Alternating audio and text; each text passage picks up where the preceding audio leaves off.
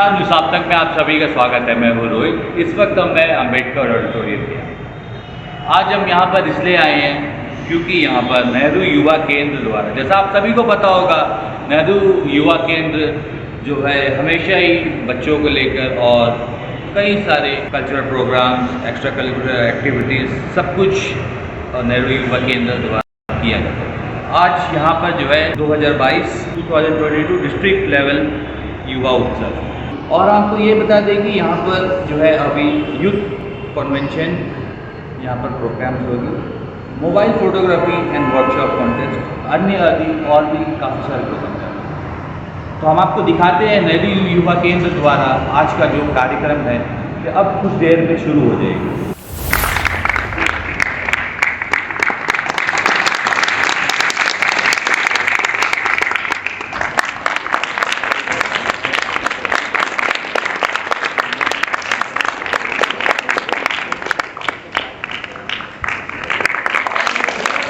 शशि विजय प्रसाद करते हुए स्टॉल पहना कर स्वागत करेंगे। मैडम को भी स्टॉल पहना कर स्वागत करेंगे।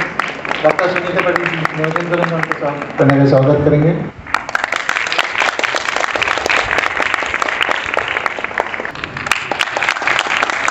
Thank you very much. कार्यक्रम को आगे बढ़ाते हुए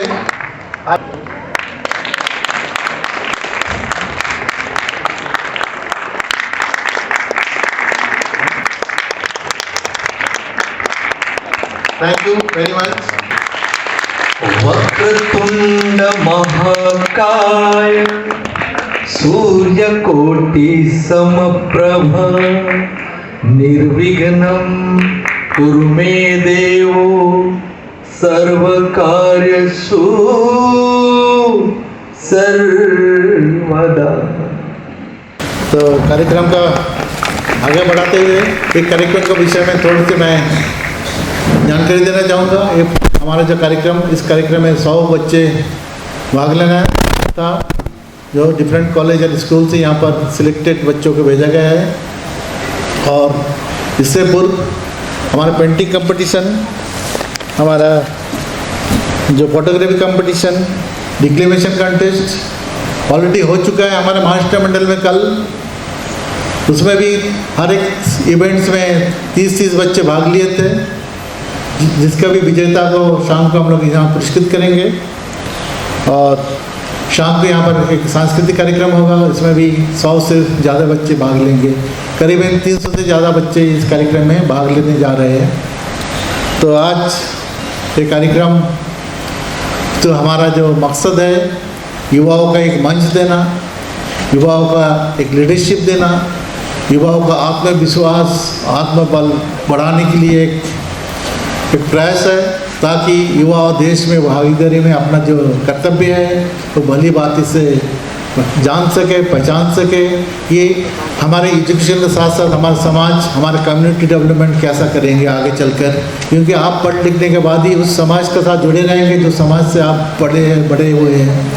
तो नेहरू युवा केंद्र हमारा इस युवाओं के साथ में देश के विकास में आपका हर विषय में सर्वांगीण विकास, जैसे पहले बताया था कि उनको हम लोग सहायता करते हैं। सांस्कृतिक विकास, शारीरिक विकास, स्किल डेवलपमेंट, लाइफ स्किल, ये सारा विषय हम लोग टच करते हैं। उसके साथ साथ हमारा जो देश के जितना भी लीडर्स है उनको सेलिब्रेट करते हैं, उनका जन्म दिवस, ताकि बच्चों उनका एक जो आइडियोलॉजी है, फिलोसफी है, उनके साथ आगे बढ़ सके। क्योंकि हमारा देश का जो पहले का जो नेतृत्व दिए हैं, उनका लीडरशिप इतनी अच्छी, इतना बेहतरीन थे कि आज हमारा आज़ादी के 100 वर्ष पूरे, 75 वर्ष पूरे होने के बाद उस समय को, उस पल को हम लोग याद करना चाहते हैं। और उस याद के साथ हमें देश को आगे बढ़ाना है, ताकि 2047 में भारत का जो सपना है सुपर पावर का, और आर्थिक दिक से हम लोग उस भारत को एक सबसे सर्वोपरि करना चाहते हैं। तो आप सबका भागीदारी होना जरूरी है। मैं कार्यक्रम को आगे बढ़ाते हुए आज के जो डिप्टी डायरेक्टर श्री कुंदन लाल से निवेदन करूंगा कि आप आए और हमारे जो कार्यक्रम है उस विषय में आप कृपया ब्रीफिंग करें। आदरणीय आज के मुख्य अतिथि श्री सुनीता IAS नगर पालिका मुख्यति मैडम का नेहरू युवा केंद्र पोर्ट ब्लेयर की ओर से स्वागत है। साथ में सारे आज के जो रिसोर्स पर्सन हैं उनके भी, और जितने भी प्रतिभागी पार्टिसिपेंट्स सारे कॉलेज, अंडमान निकोबार के कॉलेज से और स्कूल से आए हुए उन बच्चों का भी। दोस्तों, नेहरू युवा केंद्र आज जो प्रोग्राम यहाँ पे कर रहा है, युवा संवाद डिस्ट्रिक्ट यूथ कंसर्न कर रहा है, क्योंकि आज जब एक बच्चा, एक युवा एकदम रूरल एरिया से जब शहर की तरफ आता है अपने हायर एजुकेशन के लिए, उसके सामने बहुत सी समस्या होती है। सबसे पहले तो उसको किससे मिलना, किससे क्या बात करना, वो एक उसके अंदर डर होता है। तो ऐसे मंच में आने के बाद उसके अंदर एक ऐसी शक्ति आ जाए कि हम अपने कोई भी आने वाले प्रॉब्लम्स को या समस्या को हम फेस कर सकते। जैसे हमने अभी 3 दिन ये प्रोग्राम कर रहे हैं, जैसे पेंटिंग कॉम्पिटिशन, फोटोग्राफी, फिर इसके बाद में कल एक लेक्चरशिप हुआ था, इसमें जो बच्चों ने अपनी बात रखी थी। सच में उस एक बच्चों की जो हमने प्रॉब्लम को सुना, आने वाले समस्या में प्रॉब्लम तो होगा, लेकिन उससे निकलने के लिए भी हमें कुछ रास्ता खुद बनाना पड़ेगा और कुछ उस पर सोचना पड़ेगा। तो पुनः कार्यक्रम में देर ना करते हुए आज के हमारे मुख्य अतिथि मैडम का फिर एक बार पुनः इस हॉल में स्वागत है। साथ में जितने भी डिपार्टमेंट से लोग हैं, दूरदर्शन हो और जितने भी प्रिंट मीडिया, प्रेस मीडिया, उनका भी स्वागत करता हूँ। थैंक यू वेरी मच, धन्यवाद। मंच में उपस्थित आदरणीय मुख्य अतिथि आर सविता, भारतीय प्रशासनिक सेवा, अन्य विभागों के आए हुए अतिथिगण, युवा मंच के पदाधिकारी, विभिन्न कॉलेज और शैक्षणिक संस्थाओं से आए हुए युवा विद्यार्थियों, आप सभी का हार्दिक स्वागत है। मुझे जो विषय दिया गया कि वह है राष्ट्रीय एकता और भाईचारा।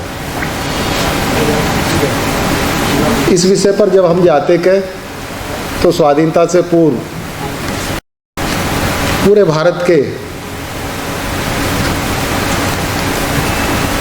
जो क्रांतिकारी के, समाज सेवी के, बुद्धिजीवी के, राजनेता के, सांस्कृतिक कर्मी लोग हैं, उन्होंने देश की आज़ादी के लिए संघर्ष किया।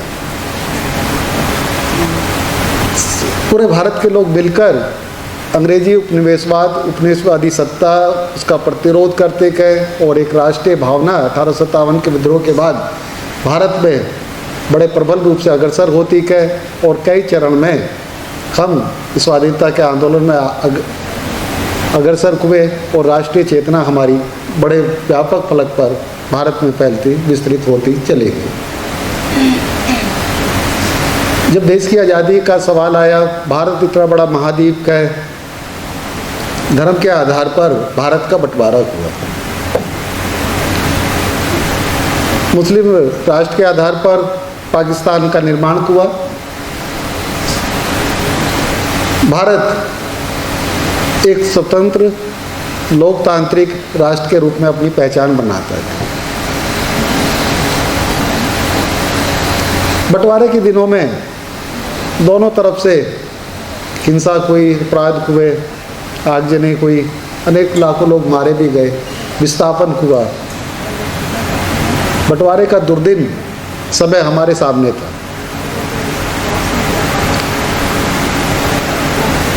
इस बीच जब हमें नया राष्ट्र मिला, भारत राष्ट्र निर्माण में उसके हमारी एक भौगोलिक सीमाएं बनी। हम ना तो राजशाही तंत्र की तरफ गए, ना राजा महाराजाओं के शासन की तरफ गए, हमने लोकतांत्रिक पद्धति चुनी, हमने जनतंत्र चुना। जनतंत्र में जनता का शासन है, राज्य की सरकार के, केंद्र सरकार के, दोनों मिलकर अपने अपने राज्यों के लिए और पूरे राष्ट्र के लिए केंद्र सरकार मिलकर कामकाज करके देश की उन्नति और प्रगति के लिए आगे बढ़ती है। 75 वर्ष गुजरे के, बहुत हमने विज्ञान में, तकनीक में, प्रौद्योगिकी में, शिक्षा में, खेलकूद में, कला संगीत साहित्य में, मानवीय स्तर पर, विश्व स्तर पर हमने बहुत समृद्धि की। हमारा देश को शासन की व्यवस्था को चलाने के लिए हमें संविधान की आवश्यकता थी। संविधान सभा बनी, बाबा साहब अम्बेडकर जैसे प्रतिभावान व्यक्ति राष्ट्र के पास थे। बहुत परिश्रम करने के बाद में उन्होंने संवैधानिक व्यवस्था को बनाया। बहुत अच्छा संविधान हमारा बना, जिसमें हमारी न्यायपालिका क्या, उसमें हमारी विधान पालिका क्या, उसमें हमारी कार्यपालिका क्या, संवैधानिक प्रक्रियाओं से कामकाज करने के लिए उसमें अनेक तरह के प्रावधान बनाए गए। कुछ लगातार संशोधन भी संवैधानिक प्रक्रियाओं के माध्यम से होते रहे क्या, देश की उन्नति और प्रगति के लिए, राष्ट्र के संभावित विकास के लिए बदलाव जहाँ अपेक्षित हुए क्या, वहाँ बदलाव भी हुए क्या। कहने का तात्पर्य क्या कि हम जिस अवस्था में जब भारत आज़ाद हुआ था तब कृषि पर निर्भर देश था। हमारी 70-75% आबादी खेती पर निर्भर थी। खेती से जुड़े हुए थोड़े से उत्पाद थे। देश आज़ाद होने के बाद बड़े भारी उद्योग धंधे लगाए गए, वैज्ञानिक आविष्कार हुए, तकनीक आई, कृषि के कार्यक्रम आए, भारत में उद्योग लगने शुरू हुए और यातायात के, आवागमन के, शहरों के विकास के, नगरीकरण के बहुत सारे द्वार हमारे खुलते चले गए। अब हम 21वीं सदी में हैं। भारत दुनिया के एक जो समृद्ध विकसित देश है उनमें से भारत भी एक विकसित होता हुआ राष्ट्र दुनिया के सामने है। हमारे पास में प्रौद्योगिकी है, हमारे पास में तकनीक है, हमारे पास में एक बड़ी दुनिया की बड़ी आबादी हमारे पास में है, बड़े उद्योग भी हमारे पास में है, बड़ी बहुराष्ट्रीय कंपनियां है, दुनिया का अर्थ व्यापार भारत के साथ में है, विदेशी मुद्रा का भंडार हमारे पास में है। या वर्तमान में दुनिया की अर्थव्यवस्थाएं टूट रही है, गिर रही है, भारत फिर भी एक बद्ध अर्थव्यवस्था को लेकर चलता हुआ कोविड के बाद में संपन्न होता हुआ, समृद्ध होता हुआ देश हमारे सामने है। देश के भाईचारे को लेकर भारत के लोगों के बीच में परस्पर प्रेम को, सौहार्द को, समता को, न्याय को, ये तो हमारा संविधान हमें प्रत्येक नागरिक को अधिकार देता है। नागरिक अधिकारों के साथ साथ हमें कर्तव्य की भावना भी दी गई है कि एक नागरिक के तौर पर कर्तव्य हमारे कौन कौन से हैं, एक अच्छे नागरिक को कौन कौन से काम करने के, देश के नियम कानूनों को सबका पालन करना के, उसी तरह जीवन पद्धति भी अपनानी के। ये हमारा संविधान कहता है। संविधान से जनतंत्र चलता है।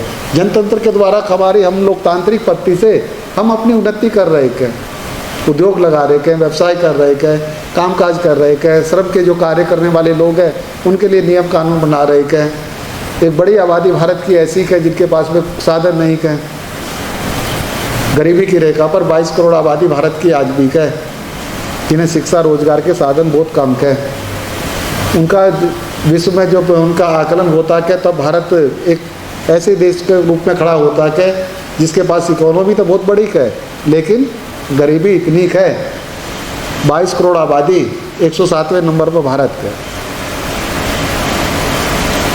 एक दुनिया की बड़ी आबादी भारत में ऐसी भी है जो कि घुमक्कड़ लोगों की है, खानाबदोश लोगों की है, जंगलों में रहने वाले लोगों की है, जिन्हें आज तक संविधान द्वारा दिए गए नागरिक अधिकार नहीं मिल पाए हैं। उनका ना तो राशन कार्ड बना के, ना वो उनका कोई स्थायी पता के, वे आज भी घुमाकर परंपरागत कारोबार व्यवसाय को लेकर आज भी जीवन यापन करते के, जंगलों में रहते के, एक स्थान से दूसरे स्थान पर भ्रमण करते के। 75 वर्ष की आबादी के बाद भी आज भी हम उन्हें नागरिक के तौर पर अधिकार नहीं दे पाए के। भारत भाईचारा के, लेकिन जब धार्मिक कट्टरता आती है, संप्रदाय फैलता है, धार्मिक उन्माद फैलता है, विविध जाति धर्म के लोग परस्पर धार्मिक असहिष्णुता फैलाते के, तब हमारा भाईचारा टूटता है, राष्ट्र को क्षति हानि होती थी।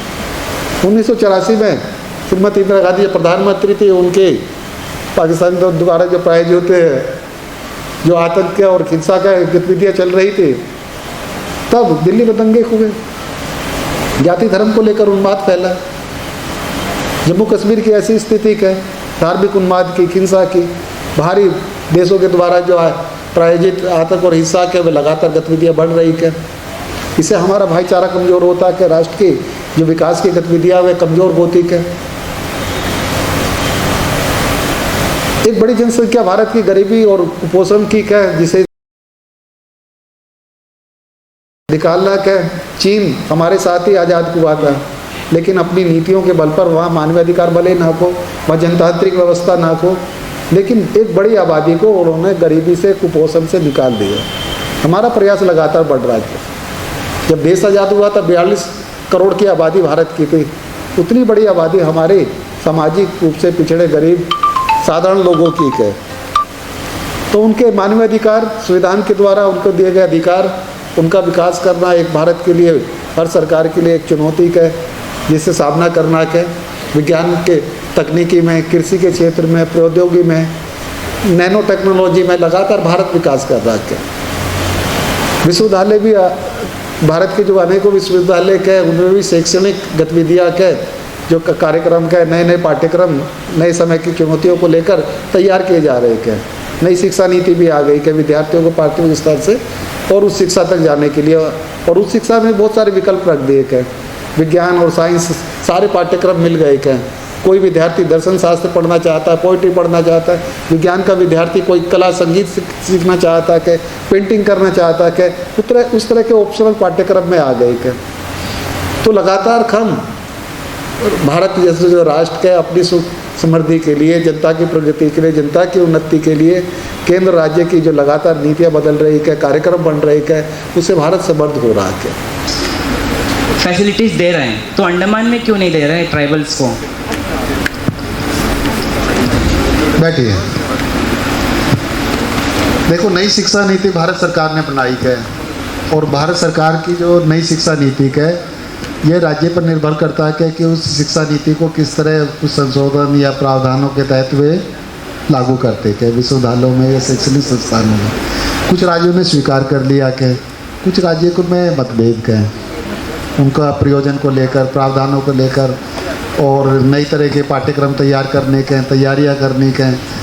और कुछ राज्य तो अपने बहुत समर्थ के, उन्होंने पाठ्यक्रम बदल भी दिए के। नई शिक्षा नीति नए समय की चुनौती है।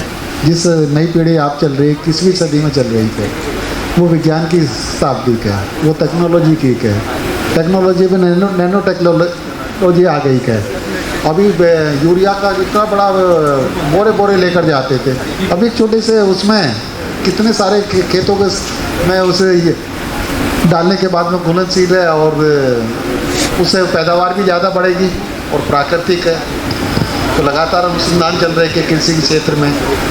तो कहने का तात्पर्य है कि जो आदिवासी जो जन समुदाय शिक्षा में, भारत सरकार तो एक समान नीतियाँ बनाती है, लेकिन उन नीतियों का प्रभाव, जो लाभ है, सारे जन को प्राप्त नहीं हो पाता।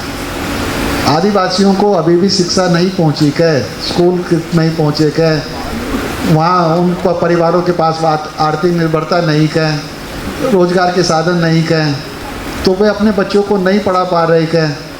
बहुत सारे ऐसे पिछड़े क्षेत्रों में हैं, केवल अंडमान ही नहीं है, दूसरी जगह में भी है, लेकिन निकोबार में ऐसी स्थिति नहीं है।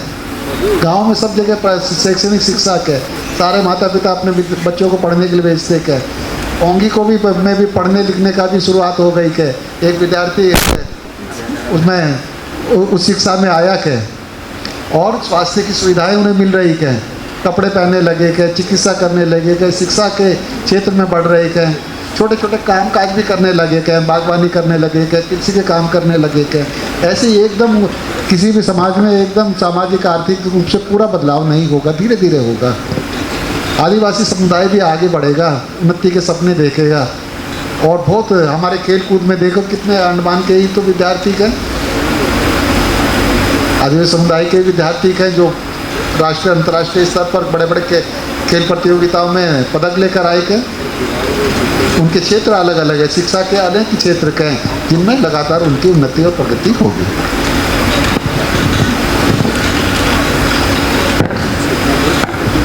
गुड मॉर्निंग सर, मेरा नाम पूजा छेत्री है, मैं अंडमान लॉ कॉलेज से हूँ। तो सर मेरा सवाल ये है कि जैसे कि आपने यूनिटी के बारे में बात करी है, तो हम आज का जो टॉपिक है इंडिया एक्ट 2047, तो आज से 25 साल के बाद हम इंडिया को कितने डेवलप देखते हैं।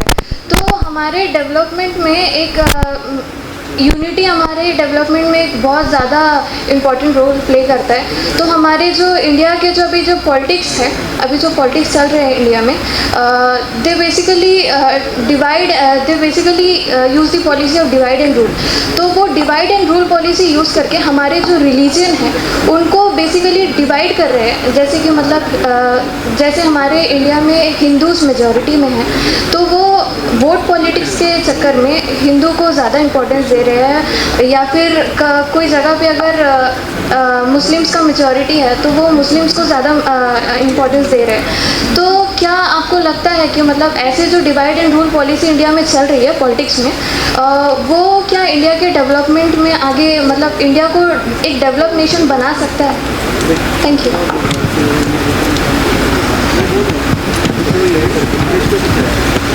बहुत अच्छा सवाल आपने पूछा के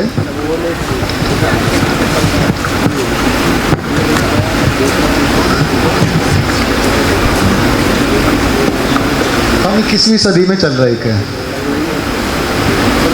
हमारे 21वीं सदी में उपग्रह ब्रह्मांड में जा रहे हैं, हम दूसरे ग्रह पर पहुंच रहे हैं। हम विज्ञान तकनीकी के लिए, अपने कार्यक्रम के लिए, अपने लिए भी और दूसरे देशों के लिए भी हम उस तरह की सहायता दे सकते हैं। उपग्रहों के माध्यम से बहुत सारी जानकारियाँ उन्हें शिक्षा के क्षेत्र में, पर्यावरण के अनेक जानकारियाँ, भौगोलिक जानकारियाँ उन्हें भी हम मुहैया करा सकते हैं। हम सामरिक दृष्टि से बहुत समर्थ हुए हैं। आत्मनिर्भरता बहुत ज़रूरी है।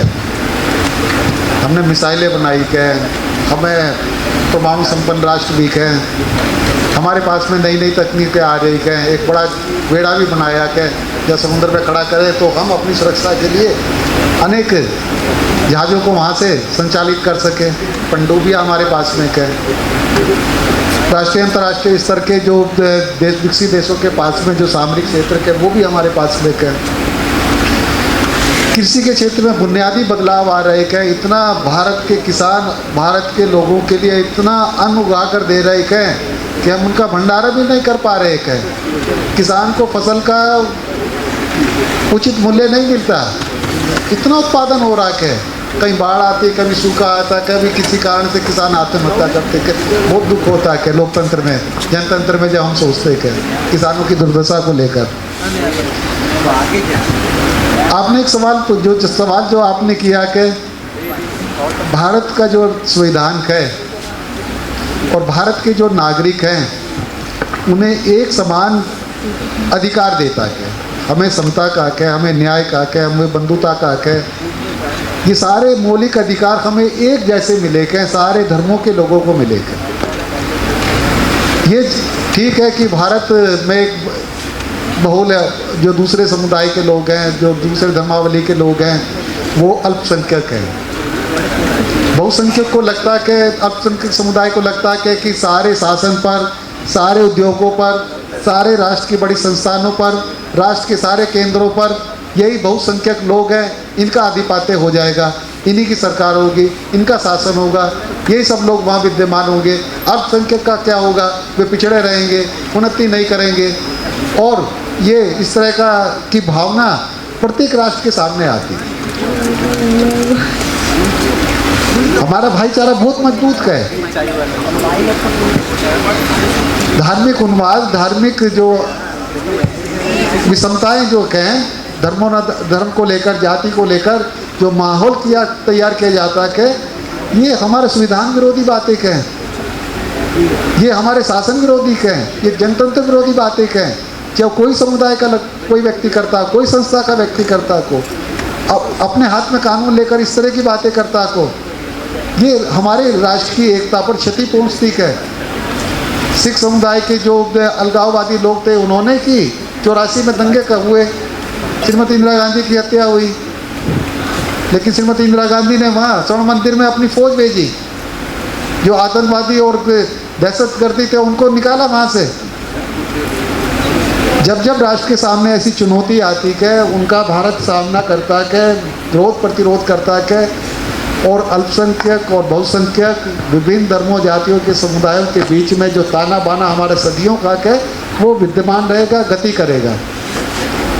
हम उसे तोड़ेंगे, धार्मिक अज्ञानता को, धार्मिक अंधता को, अवैज्ञानिक चीज़ों को, जो धर्म को लेकर, जाति को लेकर, वर्ण को लेकर, स्त्री पुरुष के भेदभाव को लेकर जितनी विषमताएं समाज में खड़ी होती है उन्हें हम नकारते जाएंगे।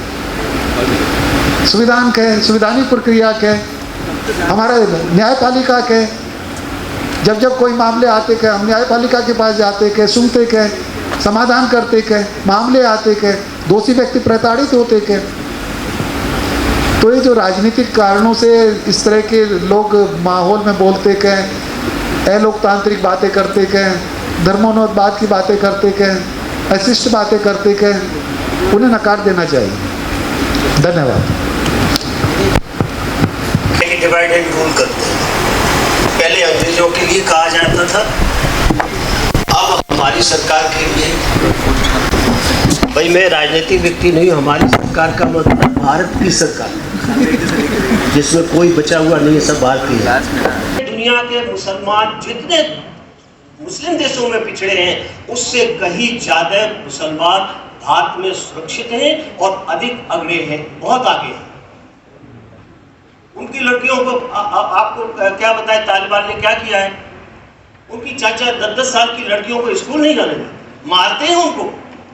आप उस आज की मानसिकता को लेकर यहाँ क्यों बैठे हुए हैं कि डिवाइड एंड रूल? वो डिवाइड कर रहे हैं, मुसलमान होके भी मुसलमानों को डिवाइड कर रहे हैं, स्त्रियों पुरुष में डिवाइड कर रहे हैं, स्त्रियों को कोई अधिकार नहीं पढ़ने लिखने का। क्या भारत में ऐसा है आपके साथ? नहीं है। तो यहाँ कोई डिवीजन नहीं हो रहा, कोई भेदभाव नहीं हो रहा, न जेंडर के आधार पर न रिलीजन के आधार पर। और बताएं, एक छोटा सा उदाहरण है, दुनिया के किसी भी इस्लामिक मिल में हज जाने के लिए क्या कहते हैं उसे, कंसेशन नहीं मिलता है, और हमारे मिलता है कंसेशन, हमारे यहाँ मिलता है। क्या चाहिए आपको? आपका रिजर्वेशन है, आपको इंडस्ट्री लगाइए, देखिए 3 करोड़ रुपया स्टार्टअप स्टार्ट करिए, कोई भी लड़का लड़की मुसलमान कर सकता है, 3 करोड़ रुपया मिलता है। तो आप कुछ करेंगे नहीं, केवल आरोप लगाएंगे आदरणीय मोदी साहब पे या सरकार पे, ये गलत है। जरा चश्मा अपना उतारिए और थोड़ा एंगल देखिए। सो हम डिवाइडेड नहीं है, इट इज अवर आइडेंटिफिकेशन कि हम में से कोई मुसलमान है, कोई क्रिश्चियन है, कोई हिंदू है। और देखिए हमारे साथ ही बैठे हुए हैं जोशीमेड madam, she professor of English, Nicobari है। आप कैसे कह सकते भेदभाव हो रहा है? लेकिन उन जितना पढ़ा लिखा जो निकोबारी होगा और उसने अप्लाई किया होगा, इंटरव्यू फेस किया होगा, पीएचडी होगा, एमफिल होगा, तो वो भी प्रोफेसर बन जाएगा। क्यों मैडम, गलत तो नहीं करें? तो उसके लिए योग्यता हासिल करिए, केवल ये गाने मत गाइए मेरे साथ भेदभाव, मेरे साथ भेदभाव। तो ऐसा कोई भेदभाव नहीं है, कोई डिवाइड एंड रूल नहीं है, सबका साथ सबका विकास। एक वेद की ऋचा है, आदि ऋचा पढ़ूंगा, शहना भवतु सह नौ भुनक्तु सह वीर्यम गर्वावहे। उसमें गुरु शिष्य से कहता है, आइए साथ साथ विद्या अध्ययन करें, साथ साथ पढ़ें। गुरु भी अपना ज्ञान बढ़ाए और शिष्य को वो ज्ञान देगा, तो गुरु के माध्यम से शिष्य का भी ज्ञान बढ़े। सहनावतु, आइए साथ साथ चले ज्ञान के लिए। सहनौ भुनक्तु, और साथ साथ भोजन करें, कोई भूखा न रह जाए। साथ साथ भोजन का मतलब जितने लोग हैं, हम जैसे ये सब लोग बैठे हुए हैं, तो अगर नाश्ता मुझे मिलेगा, बगैर साहब को मिलेगा, तो सबको मिलेगा। सहनौ भुनक्तु, साथ साथ भोजन करें। सह वीर्यम गर्वावहे, और जीवन के हर पथ पर सफलता पाने के लिए आइए हम और आप साथ साथ चलते हैं। ये है वेद की ऋचाएं। तो हमारे यहाँ जन्म जन्मांतर हजारों लाखों वर्षों से भारत की धरती ने किसी के साथ भेदभाव नहीं किया है। ये हमारी विचारधारा है। सर्वे भवन्तु सुखिनः, सर्वे सन्तु निरामया, सर्वे भद्राणि पश्यन्तु मा कश्चित् दुःखं भाग् भवेत्। सभी सुखी हो, सभी निरोगी हो, सभी आनंद में रहे, किसी के साथ किसी भी तरह का भेदभाव नहीं होगा और होता है और होना चाहिए। और क्या बढ़िया वेद की ही ऋचा है वो कि वसुधैव तु कुटुम्बकम्, संपूर्ण वसुधा ही हमारा कुटुंब है। हम मुसलमान मुसलमान मुसलमान क्यों लगाए रहते हैं? भारत क्यों नहीं बात करते? भारतीयों की बात करिए, जिसमें आप भी हैं, हम भी हैं और कोई छूटा नहीं है। पारसी भी है भाई, पारसी जो हमारे देश में आए हैं ईरान से आए हैं, और पारसियों जितनी कम संख्या में कोई कौम नहीं है भारत में। They are most minority people और they are most progressive people. उन्होंने काम नहीं किया, वो तो कभी रिजर्वेशन मांगते नहीं, वो कभी नहीं कहते कि हमारे साथ भेदभाव हो रहा है, डिवाइड एंड रूल हो रहा है। सो भाई साहब, ये उदाहरण काफ़ी है पारसियों का भारत में। ऐसी बातें मत किया करिए, अपने दिमाग खोलिए, अब पढ़ने लिखने पे जोर दीजिए, बाकी चीज़ों पे नहीं। एक चलते चलते लास्ट बात, ये कहा जा साहब हिजाब के लिए रोका जा रहा है, नहीं। ध्यान से सुनिए, जिन संस्थाओं का ड्रेस कोड है वहाँ तो ड्रेस कोड में जाना पड़ेगा, वहाँ कोई हिजाब नहीं चलेगा। Dress code is dress code. बाकी स्थानों पर इंस्टीट्यूट के बाहर जहाँ ड्रेस कोड है तो ड्रेस कोड में जाइए, बाकी स्थान पर वो लड़का वो लड़की हिजाब पहनता है कि नहीं पहनता है, it is not my concern, it is not the concern of the government of India. वो हिंदुओं को कोई लेना देना नहीं। आप समझ गए आप? तो कोई हिजाब पर रोक नहीं है। हिजाब पर रोक है कि जहाँ ड्रेस कोड है वहाँ कह रहे हैं ना हिजाब पहन के जाएंगे। तो क्या आपको डॉक्टर बनाया जा रहा है, जो आप जो है ऑपरेशन थिएटर में गए हुए हैं तो वहाँ हिजाब पहन के काम करेंगे? हर जगह हिजाब मत घुसाइए, जहाँ जरूरी है वहीं हिजाब रखिए, और कोई आप पर दबाव नहीं डाल रहा है कि हिजाब मत पहनिए। ये मेल है, हिंदू महिलाओं पे कमेंट करने वाले हिंदू मेल होते हैं, मुस्लिम महिलाओं पे कमेंट करने वाले मुस्लिम मेल होते हैं। एक मुसलमान व्यक्ति ही कहेगा कि भाई तुम्हें हिजाब पहनना चाहिए, हिंदू ने तो नहीं कहा है। मानना न मानना महिलाओं की वो है। मेल से भी मेरा ये रिक्वेस्ट है, जो किसी भी धर्म को मानने वाला मेल हो, पुरुष हो, कि वो महिलाओं पर अपनी इच्छाओं को थोपे नहीं। तो किसी भी तरह की पर्दे की, किसी भी तरह के हिजाब की, किसी भी तरह की ड्रेस की कोई पाबंदी नहीं है भारत सरकार के द्वारा। हमारे जनारम में ड्रेस कोड नहीं है, आप चाहे कुछ पहन के आइए, जीन्स पहन के आइए, पैंट पहन के आइए, सलवार सूट पहनिए। हाँ, बायात कपड़े ना हो, बायात का मतलब आप जानते ही हैं। बाकी आप बुर्का पहन के आइए, हमारी क्लास में आइए, मैं ऐसी ज्योग्राफी पढ़ाता हूँ, कोई प्रॉब्लम नहीं, आप जैसे चाहें वैसे बैठे। सो ये डिवाइड एंड रूल किसी सरकार का नहीं है, न पहले था न अब है, अब तो बिल्कुल ही नहीं। लास्ट बात कहूँगा, इसके बाद बैठ जाऊँगा। आदरणीय नरेंद्र मोदी जी गुजरात मॉडल बात करते हैं तो लोग को कहते नहीं, मुसलमानों को तो कुछ है ही नहीं। भाई, जब बिजली पैदा की जा रही है, बिजली डिस्ट्रीब्यूशन हो रहा है, तो ये घर को देखते होगा, ये मुसलमान है, इसको बिजली कम दो, ऐसा होता नहीं था। रोड बनी है फर्स्ट क्लास, एक क्लास रोड बनी हुई है, उस पर मुसलमान के लिए मना है कि मुसलमान की गाड़ी उस पर नहीं चाहिए, किसी के लिए नहीं। स्कूल बने, कॉलेजेस बने हैं, तो जो भी विकास हो रहा है सबके लिए है, एक के लिए नहीं है, मेरे लिए नहीं, आपके लिए। जयनारायण खुदा है तो किसी धर्म के लिए नहीं खुला, अंडमान निकोबार के अच्छे बच्चों के लिए खुला है। अच्छे से मतलब जो मेरिट में आएगा वो एडमिशन लेगा, जो मेरिट में नहीं आएगा वो करे हिंदू करे मुसलमान करे, चाहे so come in merit, increase your qualification. Thank you. Andaman से जुड़ी सभी छोटी बड़ी खबरें देखने के लिए हमारे अपने न्यूज आज तक यूट्यूब चैनल को सब्सक्राइब करें और बेल आइकॉन प्रेस करना ना भूलें। हमारा अपना न्यूज आज तक, अब सच देखेगा अंडमान।